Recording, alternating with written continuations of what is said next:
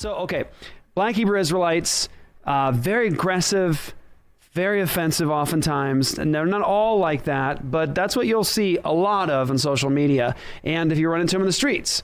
And so let's start with this question. Who are the Black Hebrew Israelites? Well, according to the Black Hebrew Israelites, you should call them the Hebrew Israelites. Okay. So drop the black. That's an inaccurate term in their mind because most of them believe that included in this group called the Hebrew Israelites are included who they call Issachar. That would be some people of Mexican descent, for example. Okay. Puerto Ricans, Native Americans, and so Cubans, Dominicans. So since there's others, they say, hey, we're not all black. But if you're black, you're probably part of Judah, and you are supposed to kind of be the flagship or lead the movement as part of Judah. So they don't like the black on the Black Hebrew Israelites. If you're talking to them, just know that. Okay. So they think that they are the awakened sons of Israel. So literal, physical descendants from Abraham. And here they are now. And the awakened part is that they've now come to realize their true heritage that's been stolen from them and they've forgotten due to sin and God's punishment on them. Now the movement is being awakened to this reality, and their job is not really to convert people. They don't believe in conversion. Their job is to gather the scattered, so other Black Israelites that don't realize who they are, and to proclaim judgment against you Edomites. Okay. Okay. So there's no way for a white person to be saved in their theology. The so-called white man, whom we call Esau, that's how they would say it. Okay. They don't actually even say white. They'll often say so-called white man. They prefer Esau or Edom. So that's generally how they. So it depends on the camp. So a camp is kind of like a denomination, a little bit. But there's some groups, such as this group called GOCC, Gathering of Christ Church, who believe that you can be grafted in. And so they would point to Cornelius as a prime example, or Timothy as somebody who clearly seems to be not Jewish or not fully Jewish, a Gentile in Cornelius' case, but seems to be able to be grafted into the nation.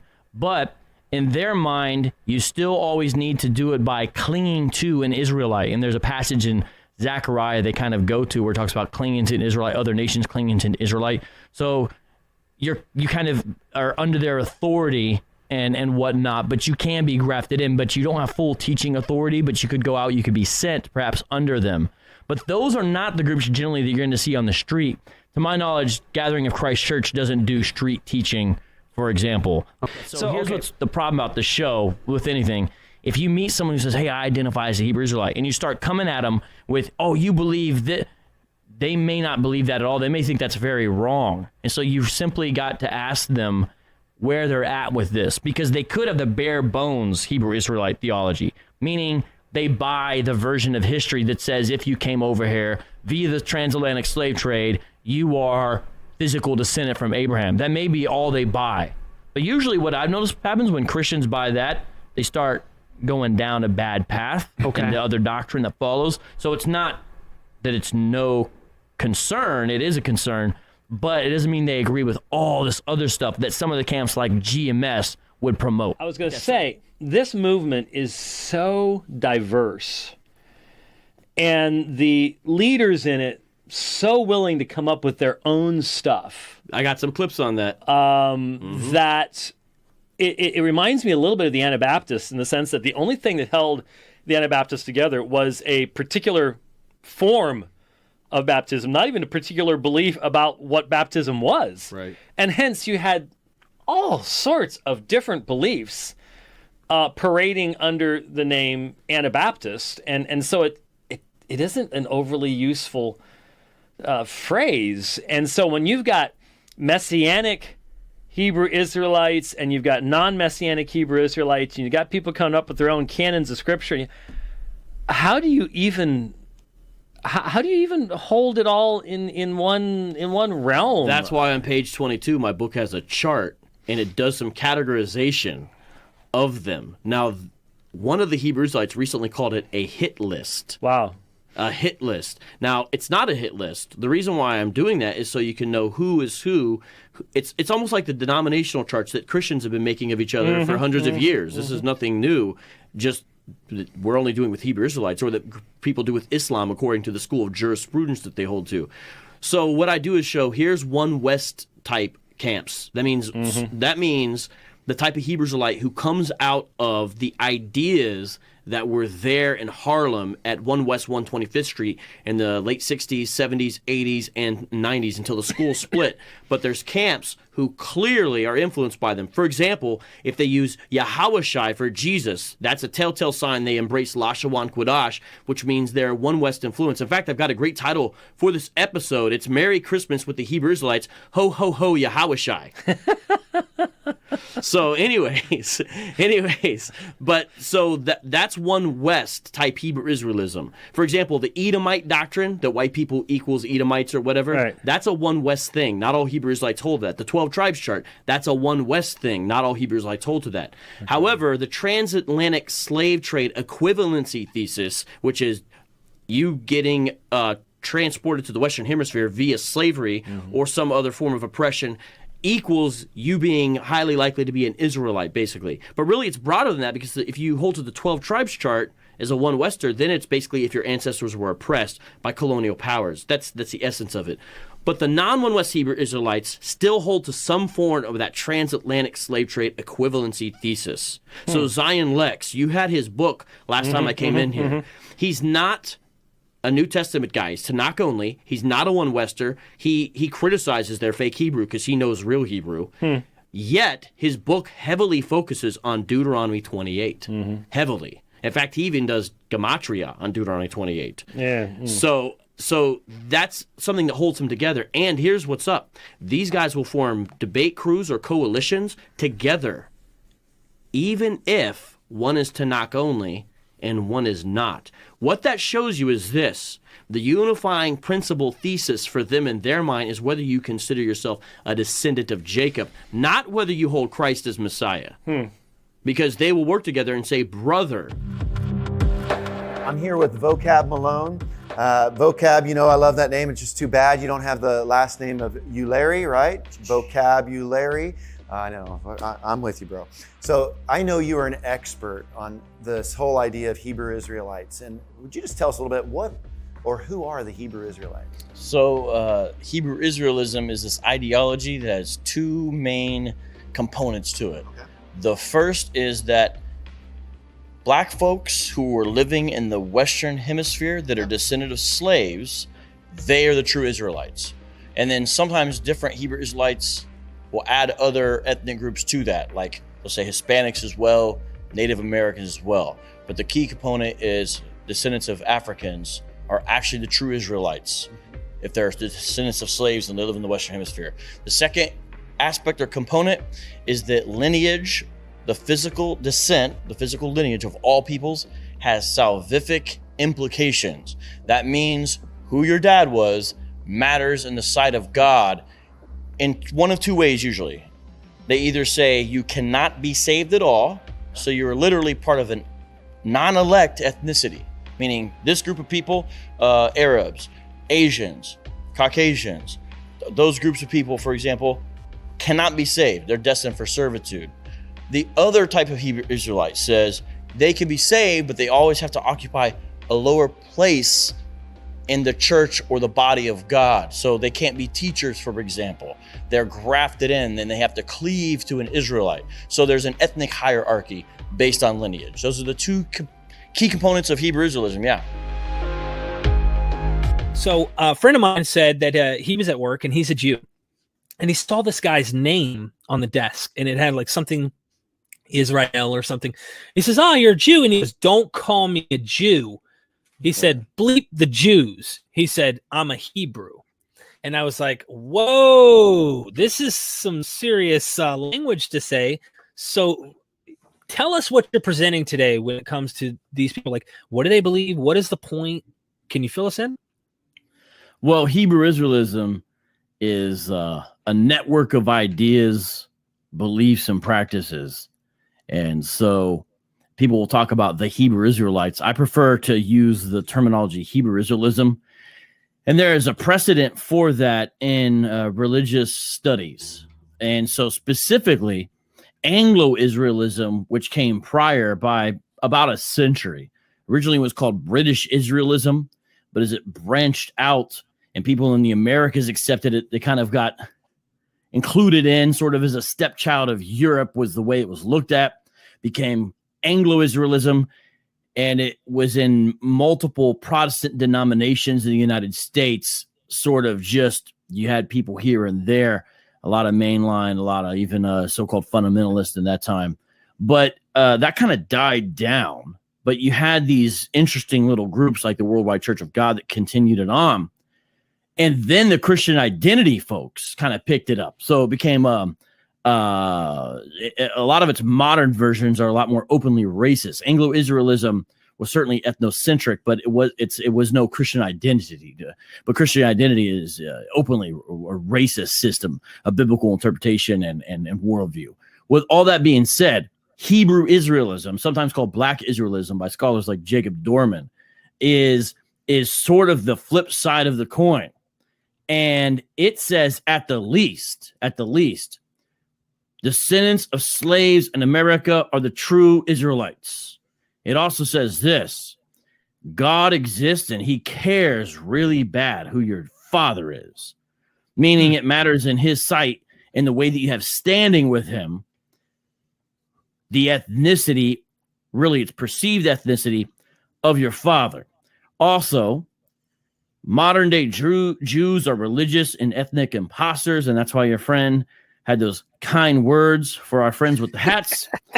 And then you also have maybe something else I would add to it that Hebrew Israelism always brings with it a tendency to have a strong emphasis on what they will call law keeping. Those are kind of the main components of the belief system. So it can have at its core Black Americans, but depending on the Hebrew Israelites faction they're involved with, can branch out. It can branch back to Africa and then sweeping up the Igbo people, for example. They largely dwell in Nigeria. Or it can go over to other oppressed peoples in the United States and include on the 12 tribes, Native Americans, and Hispanics. So there's a variety of ways in which it can be expressed, but those things are held in common by all of them. And it's also recognized at this point, last thing I'll say, by scholars who look at this, it's no longer appropriate or precise to strictly refer to practitioners as engaging in Black Judaism or Black Jews. Certainly, there is a legitimate study of Black Judaism, but when we talk about Hebrew Israelism or Black Israelism, it is not identical with Black Judaism, and so that's important for people to understand. So, all right, break us in a little bit. Big picture. If you've never heard of the Hebrew Israelites or the Black Hebrew Israelites, like, what do we need to know? 101. Who is this group? The key thing is the ideology of Hebrew Israelism. And the essence of it is, if you're negatively impacted by the transatlantic slave trade, you might just be a true Israelite. There's different ways you can phrase that, but that's the essence of Hebrew Israelism. Now, there's a lot of things that are generally associated along with it, because that claim in and of itself, although historically dubious, is not heretical per se. It's all the things that get attached and the way this newly discovered, if it really is discovered, identity becomes the pinnacle of a person's identity and the trump card in their theology. So everything gets thrown out of whack. Everything's all topsy-turvy. It's almost impossible. I'm speaking anecdotally. Maybe it is possible. But, Mike, it is almost impossible to find a Hebrew Israelite of any type or stripe who is balanced in their view of Christ and in their supposed view of them being an Israelite. So there's like this issue that probably most people aren't even thinking of, that becomes the center of the unifying truth in the movement. And then it just, from there, it branches out and it has really detrimental impacts on sort of central Christian beliefs, or at least it seems that it does that regularly. So I'll give you, go ahead. Go ahead. Give me an example. Yeah, I was going to give you examples. I want to be a good boy here, right? Be a good apologetics boy. Give an example of what you're saying.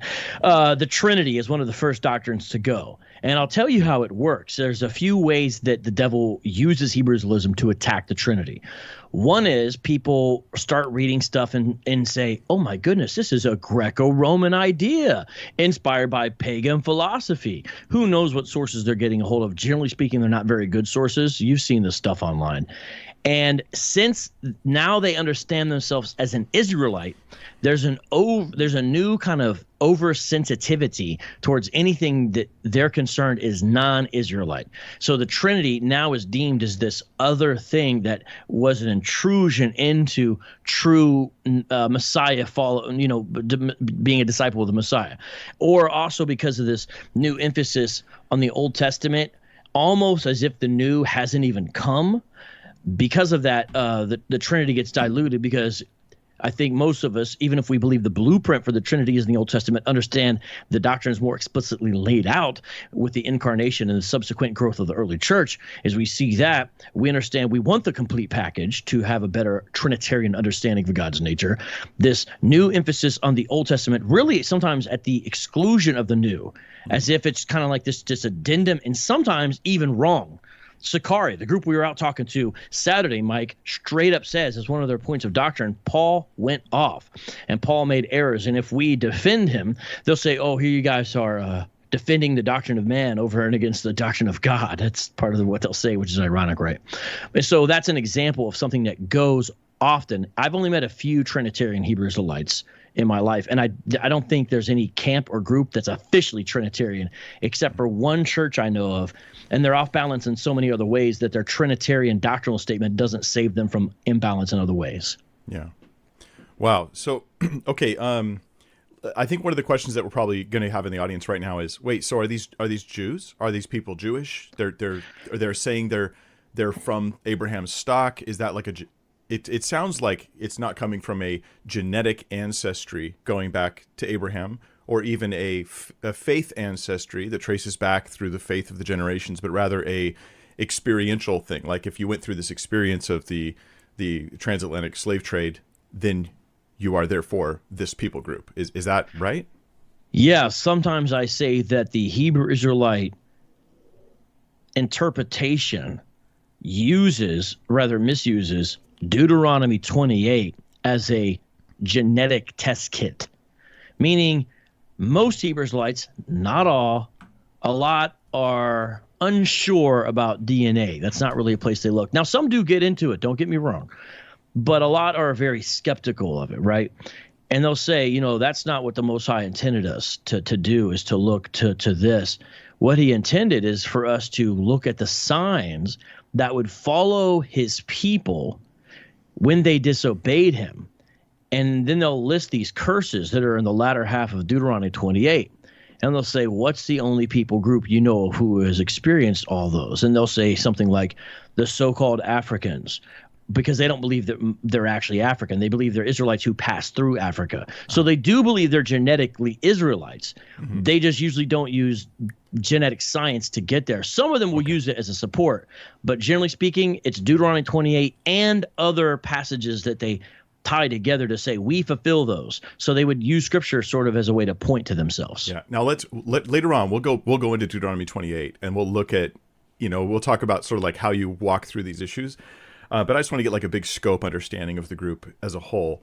So they're saying we've gone through experiences that we find described in Deuteronomy 28 that show that we're the people that experienced these curses, which means we also have those promises, which means we're Israelites. We're the true Israelites. And do they connect that to like a specific tribe, or just like the tribes scattered abroad, like the diaspora or something like that? So if they're part of what's called a One West camp. So think of One West as not a specific group, Mike, but think of, if I use the term One West, think of it as if I describe the Wesleyan holiness tradition, right? There's not a denomination per se called Wesleyan holiness, but you understand it's an umbrella term to describe various branches of Christianity in the sense of denominational structures. One West or One Westism is a certain type of Hebrew Israelism. Mm-hmm. If they're a One Wester, a telltale sign of a One Wester is to answer your question, the 12 tribes chart. The 12 tribes chart is usually on a sandwich board if they're out on the street situation. And what it does is it has on the left a modern day, one of the ancient 12 tribes of Israel. And on the right, a corresponding modern day people group or ethnic or even geographical boundary. For example, we'll say Reuben, Seminole Indians, Simeon, Dominicans, Manasseh, Cubans, Ephraim, Puerto Ricans. You get the idea? And then they would turn to Genesis 49, where there's cryptic kind of future prophecy given based upon each son's character at the time. And they'll say, here's how you know. Issachar had burdens that he carried. Well, the Mexicans had the burden of the Spanish and the English as oppressors. And it says that Issachar entered into a land of rest. And we see that Mexico is a beautiful place where they take a siesta. Therefore, Mexicans are Issachar. So the one Westers do go to specific tribes. So they're not even really black Hebrews. They're not even really black Hebrew Israelites. They're Hebrew Israelites who have all kinds of different people, Native American, Hispanic, thrown into their group of they see as Israel. Other ones, non-one Westers, Mike, they don't believe in the 12 tribes chart. They think it's hokum. They think it's malarkey, and they think it's a travesty to add Mexicans and Native Americans, for example, into the group of Israel. They would think it's mainly only black folks, and they would think that most of them are probably from the tribe of Judah or the southern tribes. Right. That's the general consensus. And they'll say, we don't really know who's who. We just know you're an Israelite if you went through this. And those guys you usually don't see on the street. An example of that group would be Israel of God, which, Mike, has a 6,000 seat church in South Chicago. So we're talking about a big group, Israel of God, but you won't really see them on the street. Yeah. And so Vocab, the Black Hebrew Israelites, can you tell us a little bit about them? What exactly, who are they? Where did they come from? Where's their point of origin? And why do they refer to themselves as the Black Hebrew Israelites? Well, in regards to the last one, a lot of the groups today don't like to call themselves Black Hebrew Israelites. They like to just call themselves Hebrews or the Israelites. They feel Black Hebrew Israelites is redundant and perhaps pejorative, they feel, these days. And scholars use the phrase Black Israelism. I tend to sometimes say Hebrew Israelism to be a little less offensive to them because a lot of them, like I said, don't like it. But origin comes from New York, although there was a lot of influence, it seems, from the South at various points. But when you talk about the origin of One West Hebrew Israelism, that's New York. But One West is only one particular strand of Hebrew Israelism. Right. So prior to One West being formed in 1969 in Harlem, there was a man named F.S. Cherry and another man named Crowdy, both who had some vision idea that, hold on, actually, Black Americans are the real Jews, and began preaching it. Crowdy's version was more inclusive. F.S. Cherry's was more exclusive. So they kind of represent the various strands even today, although it's not like everyone traces their lineage back to them. Most Hebrew Israelites don't care about the history of that because they just say, well, there may have been a reawakening or rediscovery, but Hebrew Israelism is not a new thing. We've always been Israelites. It's just where more people are waking up. So Crowdy's just one voice, but there's plenty of people. I mean, David knew he was a Black Israelite, that type of thing. Right. But as far as the reality of it, Crowdy and F.S. Cherry, and that's in the 1890s. And eventually what you get is a group in 1919 called the Commandment Keepers, and kind of just similar to Black Judaism, basically, but with some differences. And then a group came out of the Commandment Keepers, which was in Harlem, and they eventually landed at a school in 1 West 125th Street. And that's why sometimes the name is given to them, One Westers or One West Hebrew Israelism. And those tend to be the guys who engage in the most street preaching and make the kind of most sensational style videos. So a lot of people are more familiar with the more radical elements of Hebrew Israelism, but they're not representative of everybody. Certainly they're representative, but they're not representative of everybody. And so I tend to focus on the more radical guys. There's a lot of energy there, a lot of momentum there. But some of the other guys, like the Commandment Keepers, those types of Hebrew Israelites, that is very similar to dealing with it's all like you could read Michael Brown's books and engage with them. Now there'd be some extra elements there. Hey, we're the real Israelites, some extra elements, but a lot of the Egyptians would actually be very similar to what you might deal with, like the Jews for Judaism folks or something like that. Right. So now here we are in the age of the internet, and a lot of these guys were early adopters on YouTube. And it's like their content was almost made for the internet. It's over the top. It's sensational. It, makes you hate it or love it. It grabs your attention. It's outlandish, whatever. And so people, are sharing this stuff, and they've really spread, I think, a lot to the internet. But there's all these variations and varieties. Although a lot of people's first introduction, even people who adopt Hebrew Israelism as their religion, or they don't call it religion, but it certainly is. Some of their first experience is the more radicalized camps, so the One West variety, but it doesn't mean they all end up there and adopt all those ideas. But now, according to some data, we don't have a lot of data on this, Tony. According to the little bit of data we have, there's potentially up to 1.5 million Black Americans who identify as Hebrew Israelite. Right. Okay. And what is there? I mean, every group has a we-they dichotomies, we versus them. So who do they believe are the, I'm sure that the white folks fit into their worldview. And I believe it's very negative, overtly negative. What's their view of other groups? Well, it depends which particular Hebrew Israelite group you're talking about, but the real we-they dichotomy is really, especially with these guys, the Jews. This is an example of a Hebrew Israelite book that kind of talks about the other Esau, Edom, Rome, the hidden identity of the man of sin with biblical and historical proof. And you do have a lot of talk about, white folks who they call Edomites. Some Hebrew Israelites don't. Some say, no, they're descended from Japheth, not from Esau. But a lot of Hebrew Israelites do adopt the Esau doctrine, which they get from Genesis 25:25. Oh, look, he's red. White people are red if you slap them or leave them out in the sun. So really, they're red people, not white people. Right. And so they're Edomites. And then they can use all the prophecies against Edom, against America and white folks. Is kind of how that's the cash value of it. But really, they view the so-called Jews, is how they'll describe them, as the real enemy. Because they know the truth, they've supplanted their identity. They've essentially stolen the identity of the real Israelites.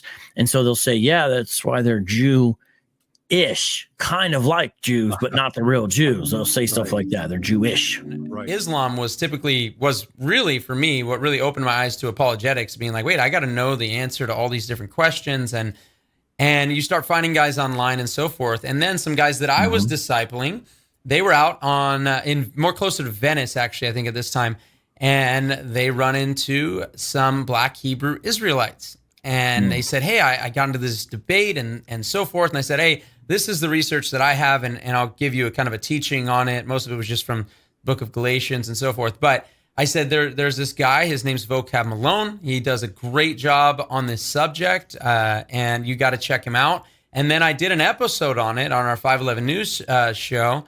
And that is still the most disliked video that I think we put out, and probably the most amount of deleted comments because of the obscene things that were said, none other than about you. So I said, man, if we can get him on, I'd love to talk to him about, as you mentioned, Hebrew Israelism. Now, you could also tell me, I guess you could start out with telling me why the differential there of where we'll put in the title, Black Hebrew Israelites, and they would say, no, we are just Hebrew Israelites. But you can kind of just give us an overview of what on earth we're dealing with here. Yeah, when people started noticing this phenomenon, you might say, of mainly Black Americans being interested and involved in Judaism, at first scholars would just say this is Black Judaism. That's what they would call it at that time, right? But then what happened is it branched out from not just being sort of Judaism or those types of movements to starting to incorporate elements of the New Testament. And when that happened, it was like, well, what are the similarities? And really the main thing is this central idea is that Black Americans are the real Jews. So there's a range and a network of diverse beliefs within Hebrew Israelism.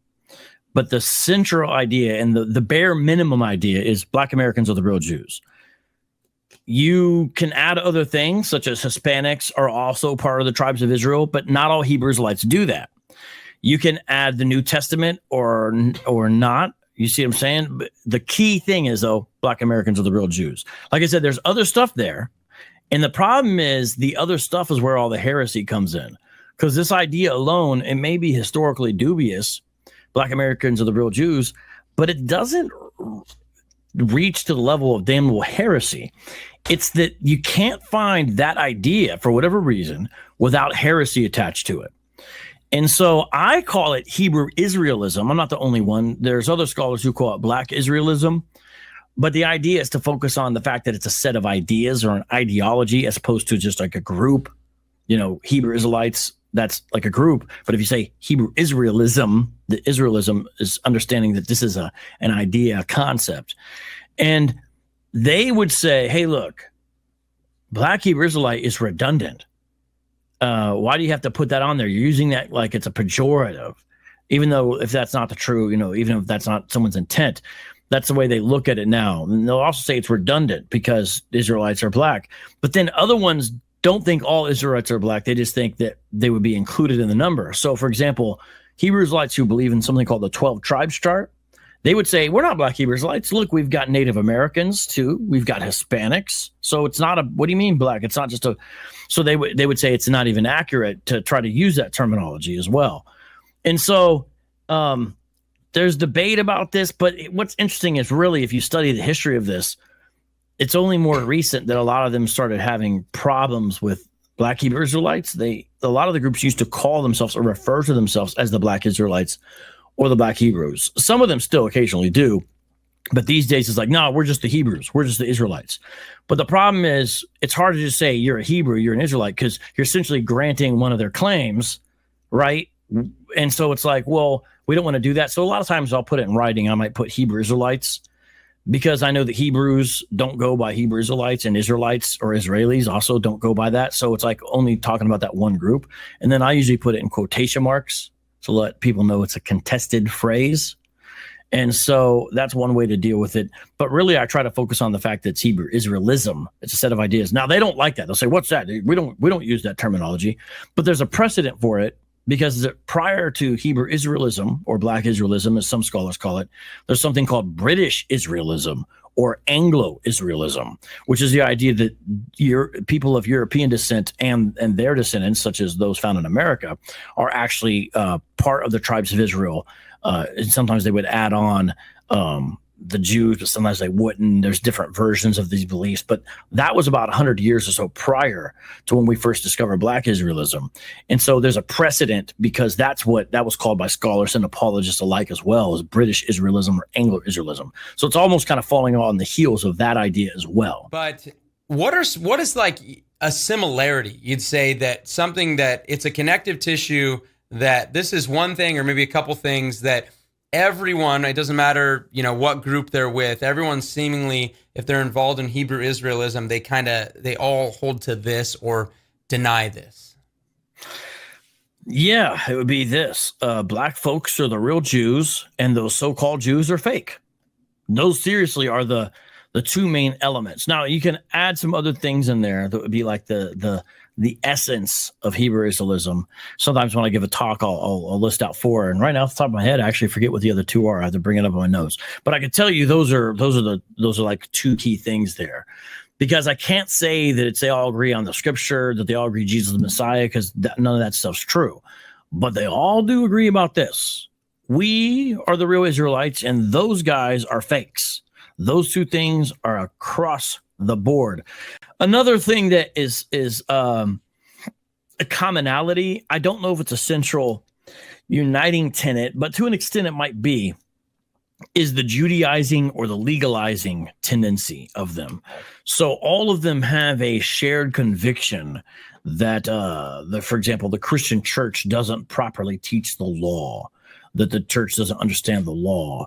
And so all of them have that tendency to emphasize the law in a way that I think is foreign to the New Testament, unless you're talking about the heretics inside the New Testament. And so I would say that's another element that you can say, and then if I was going to add something else, it would be, there's a few exceptions to it, a denial of the Trinity. And you might even say denial of the full deity of Christ. But see, you can meet an individual Israelite every now and then who says they accept the Trinity. But that's an interesting exercise.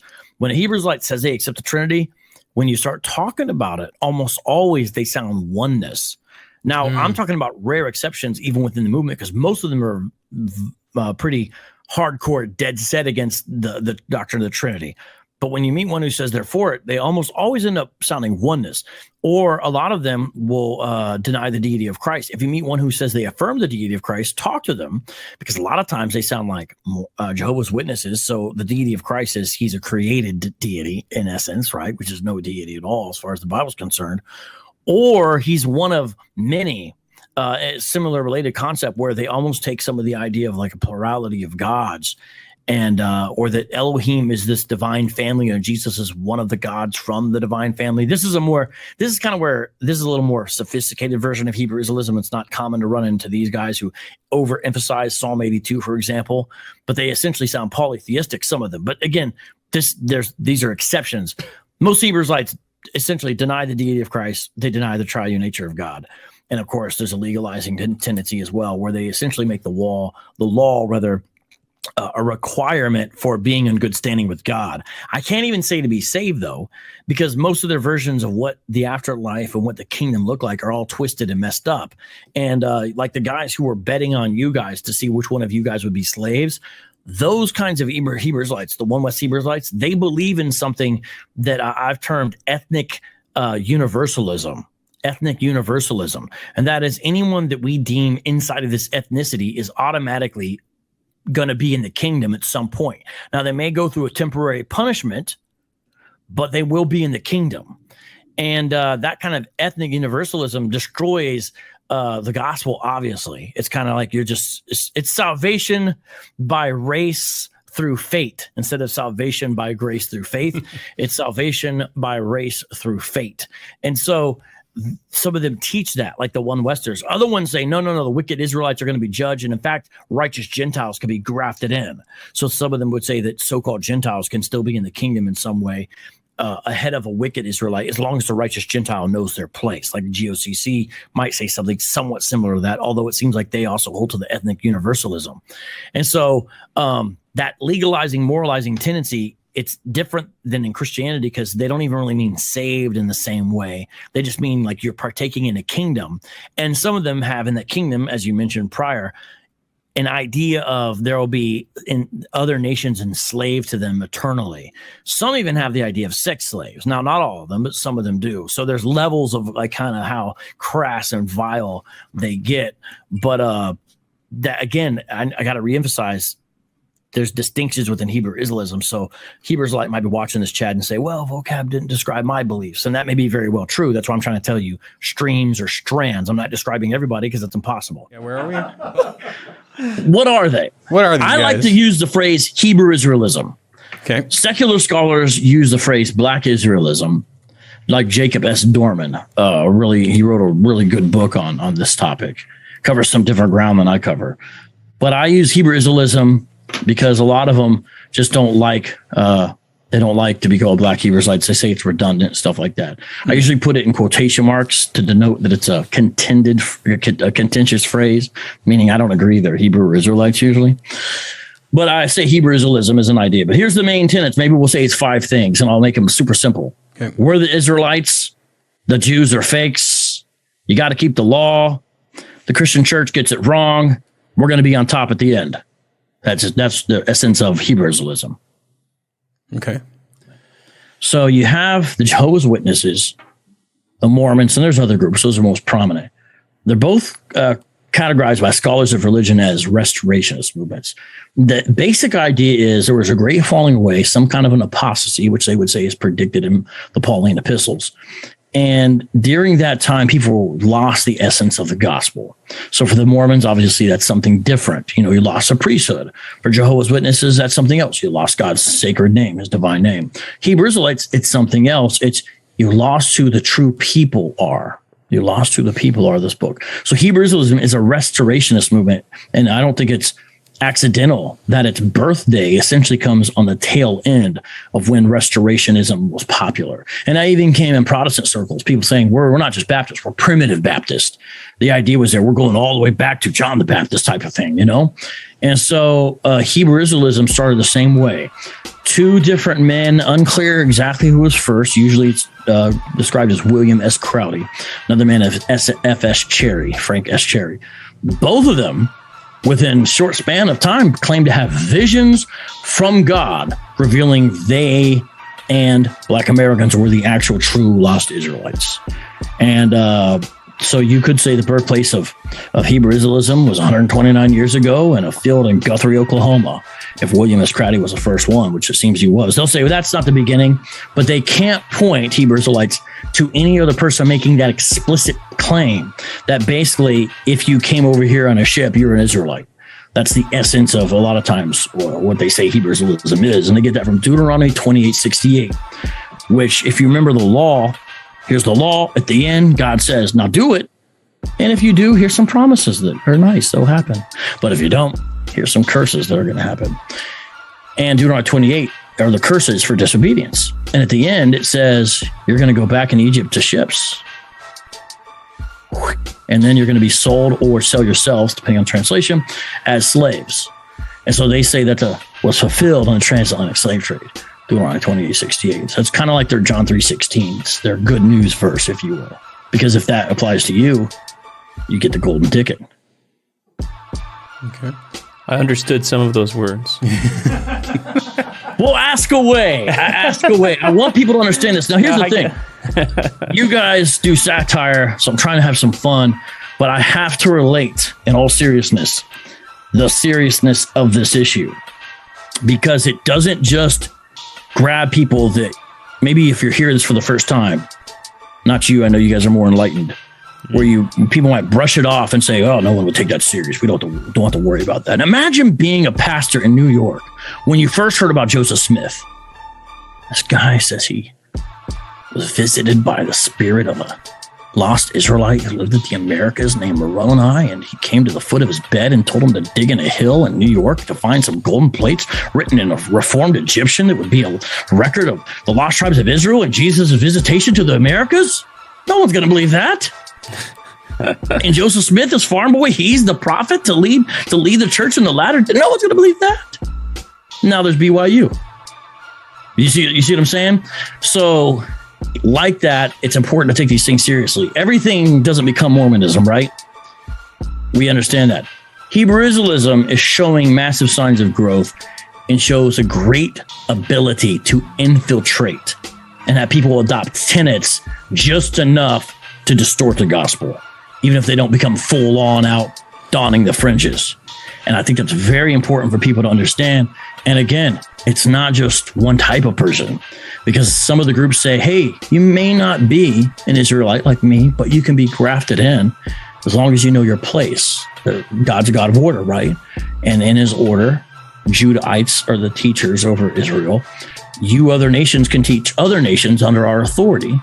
You'll be grafted in through us. It's all good. You're my brother. Just know your place. My point is, there's people that are with that. They're down with that. And other ones say, well, your name might not be a physical Israelite like us, but you could kind of be like a spiritual Israelite. So we're all good. Yeah, you really, you have a very unique ministry in that regard, really engaging with people in this movement. How would you describe the worldview of the Black Hebrew Israelites for those of us who have no clue what this is about? The key element is we, and the question is, who's the we? Every group actually defines the we somewhat differently. So for now, I'll just say we, and ostensibly the person speaking is part of the group.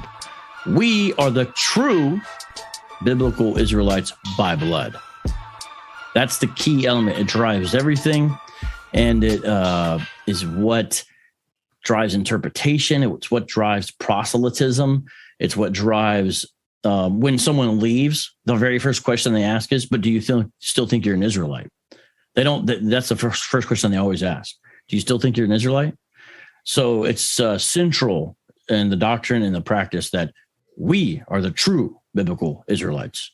And everything else is colored from there. And there's actually a lot of flexibility.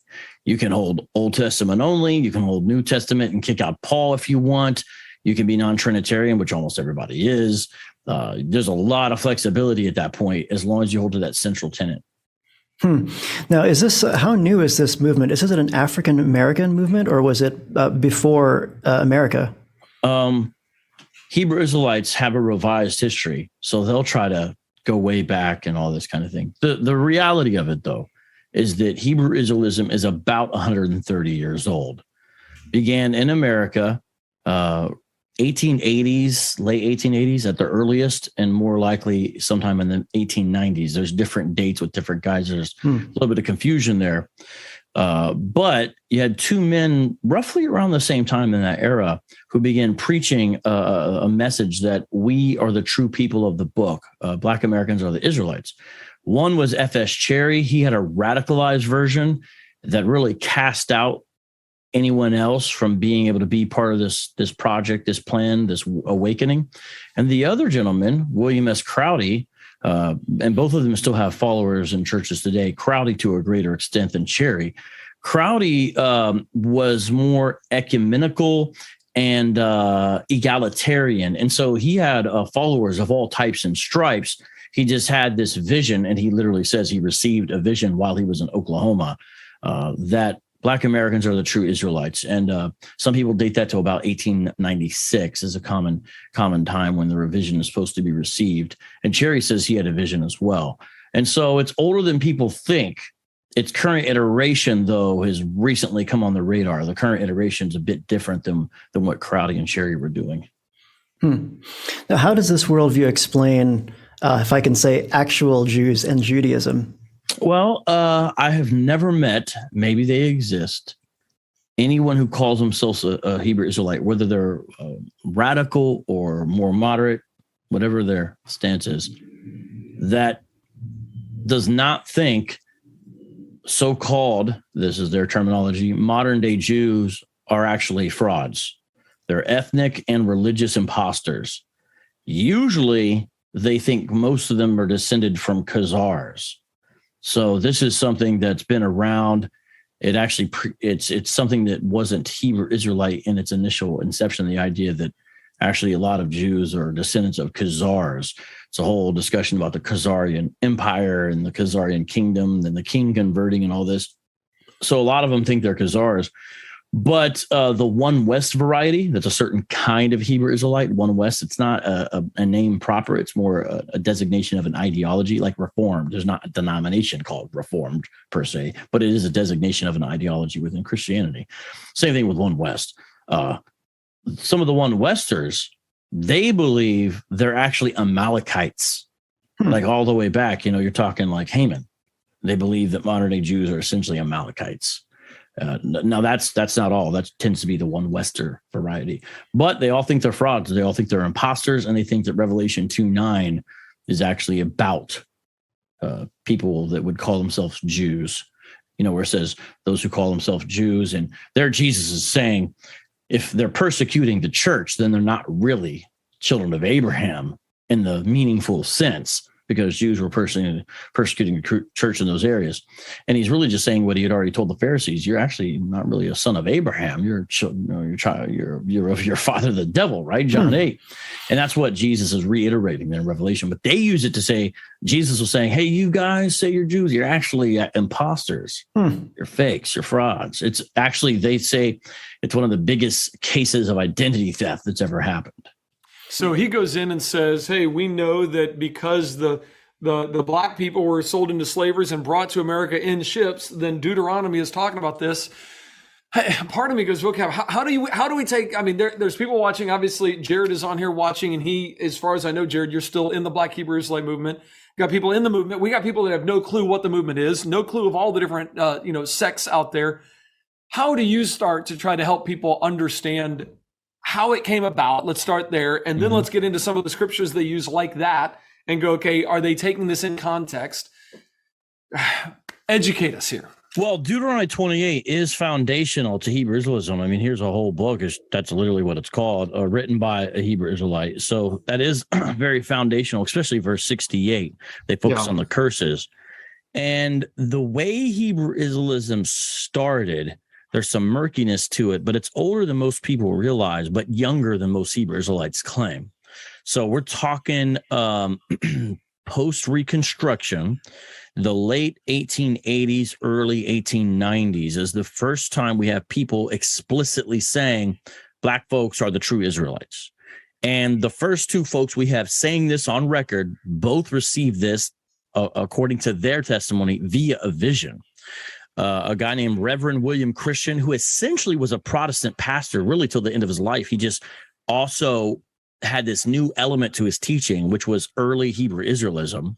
And I have his book. It's available in the Library of Congress. And so it's publicly available on a website I'm getting up and running called HebrewIsraeliteInfo.com. So you can actually download the book from a website I'm constructing.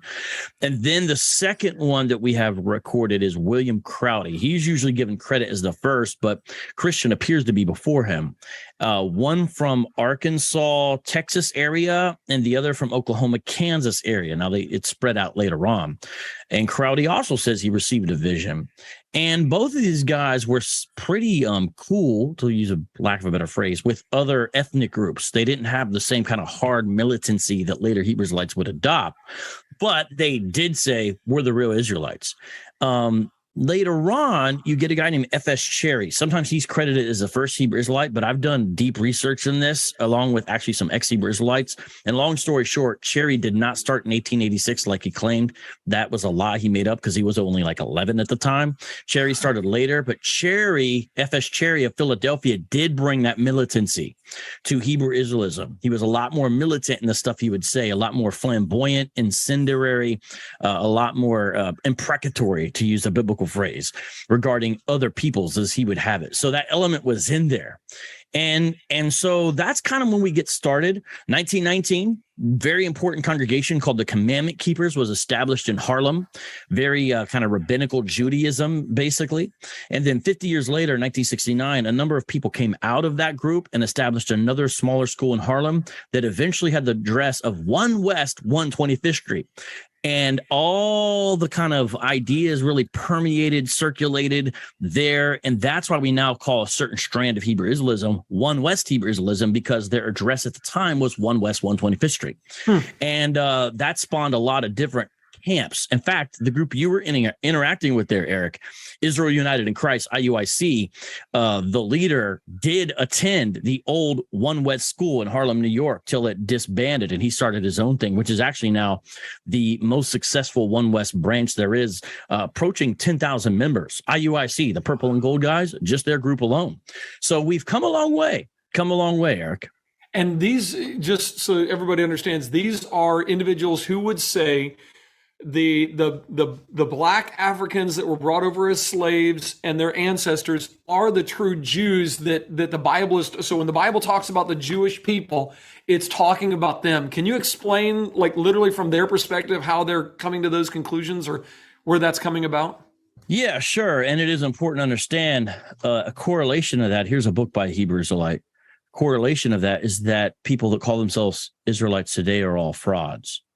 So, yes. So they're saying all the people that claim to be Jews, the people that started the nation of Israel in 1948 and are claiming Judaism, are actually not the real Jews. So what would they call them? What would be their? A lot of times they'll call them Edomites, but they're a little more specific. Sometimes they'll say Amalekites. Amalekites are actually a tribe related to Esau. And if you remember, Haman was an Amalekite. So sometimes they'll say they're Amalek. And sometimes they'll use other terms. They'll call them small hats or Ashka Nazis. These are terms that I've heard them use. They'll say stuff like that. And that's an element. It's like the pie is not big enough. They got to push someone out to get in there. Well, how would you define what you called Hebrew Israelites, Hebrew Israelism? I go with similar to what you say, Torahism. I do call it Hebrew Israelism. Some secular scholars use the term Black Israelism. I just go with Hebrew Israelism. And the central defining component is this: at the very least, There may be more, but at the very least, folks who are Black Americans are the true genealogical descendants of the ancient Israelites. And that entails certain things. It's theologically, soteriologically, ecclesiastically relevant. So Okay. it has real praxis to it. Sure. Okay. So we're talking about a sort of racial component to Torahism, where, if I'm hearing you correctly, are you saying that the belief within that theology is that all Americans of African descent are actually part of the tribes, or just some of them? Well, here's where it gets tricky already, brother. We're already into it. In general, the idea is if you came over here, your descendants came over here on a boat, then you're an Israelite. Okay. But as a convenient trump card, they keep in their back pocket that there could be tares sown amongst the Israelites. Usually they use that for apostates and things like that. And so it may be like, we thought you were a Semite, but actually you're a Hamite. Because these folks do not believe they descend from Ham. Their big thing is we descend from Shem. They don't even like the term Semitic. They like the term Shemitic. Okay. And so there is that element. And then it's a question with each individual Hebrew Israelite, who else do they include? Because I remember I said at least. So some would include a lot of people on the continent of Africa. Others would say no, but they would include a lot of people in the Western Hemisphere. Okay. And so it depends what kind of Israelite they are, who they decide to include in their group that always includes them. Okay. So is this it's not a monolithic movement? There's lots of different belief systems within. Yeah. There's no Vatican City. There's Right. no Pope. And it definitely is something that breeds and lends itself to a DIY situation. And that's why it is surpassing the Nation of Islam as the biggest alternative urban spirituality. Wow. Because it's not centralized in Chicago. It's not centralized around Farrakhan. There's a few offshoots of the NOI not a lot of people knew about. This is a different thing. There are what we call camps, what they call camps, Okay. all over. Right before we logged on, I was watching some guys in the UK because they were live out on the street, Hebrew Israelites in the UK, saying the same exact things that guys over here would be saying. And so it is a worldwide phenomenon, primarily within, I guess, what we might call Western civilization, but heavy in the U.S., and then it spreads out here and there. But it is also growing on the continent of Africa, different versions of Hebrew Israelism. So Okay. it is an up-and-coming religion. It is not an established religion, although it did come around in the 1890s, so it's been around for a little bit. Okay. So, man. Yeah. Well, can you define for us very briefly, what do they believe, and maybe speak a little bit to the variation within the group, and then we're going to jump right into the apologetic stuff. If folks really want to kind of dive into this topic, they can check out a more in-depth explanation on your channel, but maybe you can kind of briefly summarize, give us the variations within the group, and then we'll just make some apologetic application from a presuppositional perspective. Sounds perfect. Well, started in the 1890s in the American South, moved up pretty quickly, though, in the Northeast. It's seen a boom in the last decade, spread on physical corners and virtual, so to speak, Times Square to YouTube. And the basic essence is this, at least it's this. Black Americans are the true biblical Israelites. Modern Jews are imposters. Christianity is a pagan tool used to hold our people down. So you see a lot of it's there, kind of what they're against. But the main thing is, we're the real Israelites. Question is, how does any person, meaning the Hebrew Israelite doing the speaking, define we? They do not define the we the same. Some define the we as me, and that includes Black Americans plus Hispanics plus Native Americans. Others say, no, that's not right. Everyone who's an Israelite must essentially have a Black phenotype, but there's a bunch of people on the continent of Africa who would qualify, and some of them is spread out. So they go looking in different places, but they always include themselves, and Black Americans are always included in versions of, scholars call it Black Israelism because of that. I go with Hebrew Israelism, but there are versions of Hebrew Israelism that are strictly Black Israelism. Okay. And so that's the essence. Everything else is up for grabs. Everything is, but let me tell you some commonalities real quick. Sure. All versions are ethnocentric. You have some version of an ethnic hierarchy. Sometimes it's soft, sometimes it's hard. Okay. It's always there though. It's always present. When you say soft and hard, you're just referring to the fact that some of them place a great emphasis upon that and others not so much? In their ecclesiology, for example, if you're soft on the ethnic hierarchy scale, you may say people who aren't like us can come in to our fellowship, be grafted in, become part of us, and in some capacity, maybe even teach or lead.